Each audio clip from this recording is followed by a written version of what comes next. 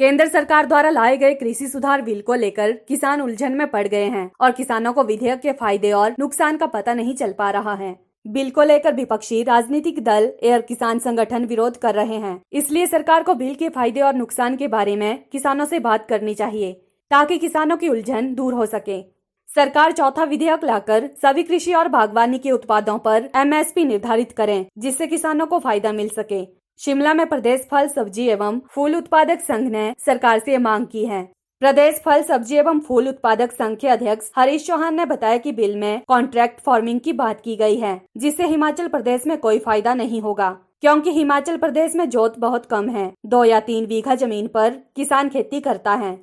अगर किसान किसी कंपनी के साथ 5 साल के लिए कॉन्ट्रैक्ट करता है तो उसको उसी कंपनी से दवाई, खाद और मूल्य निर्धारण भी वही कंपनी करती है तो किसान को नुकसान होगा। कृषि उत्पाद और वाणिज्य विधेयक को लेकर देश बहुत रोष है, क्योंकि इस विधेयक के बाद MSP खत्म होने की आशंका है। देश में केवल 23 उत्पाद पर MSP मिलता है। बागवानी का कोई भी उत्पाद न्यूनतम समर्थन मूल्य में नहीं आता है। प्रदेश फल सब्जी एवं फूल उत्पादक संघ ने सरकार से मांग की है कि चौथा बिल लाया जाए, जिससे कृषि और बागवानी के सभी उत्पादों को MSP के तहत लाया जाए ताकि किसानों के उत्पाद को सही दाम मिल सके।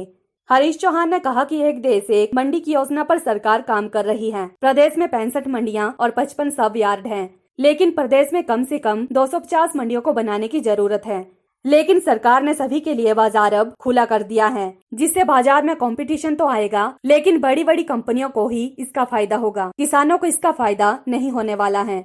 जो ये बिल आए हैं इसका फायदा तो हमें 5 या 7 साल के बाद पता चलेगा। अभी ये किसी को क्लियर नहीं है कि भी इसका फायदा कितना होने वाला है, क्योंकि सरकार अपनी तरफ से अपने फायदे गिना रही है और ऑपोजिशन जो है वो इसके नुकसान गिना रही है। लेकिन हम फार्मर्स जो है वो पूरे देश या प्रदेश के फार्मर जो है हम कंफ्यूजन में है कि भाई इसका कितना लाभ है और कितना नुकसान है। हम इसमें जब जितनी ज्यादा राजनीति होगी तो हमें उतनी ज्यादा क्लियरिटी नहीं आएगी। हम चाहते हैं कि इसको ज्यादा क्लियर किया जाए कि भी फार्मर के इन बिलों से कितना फायदा है, कितना नुकसान है। इसके एक टेबल सा बनाया जाए नुकसान और फायदों का, तब जाके हम जितने संगठन किसान संगठन है देश में या प्रदेशों में उन सब से चर्चा करके इसको कानून प्रारूप में, वैसे तो लोकसभा राज्यसभा में पास हो ही चुका है, आदरणीय राष्ट्रपति महोदय जी के पास ये फाइनल उस पे जाना है, तो उससे पहले हम चाहते हैं कि इसमें सरकार जो है टेबल पे किसान संगठनों के साथ बैठे और जो ये हमें शंकाएं लग रही है उसको दूर करे।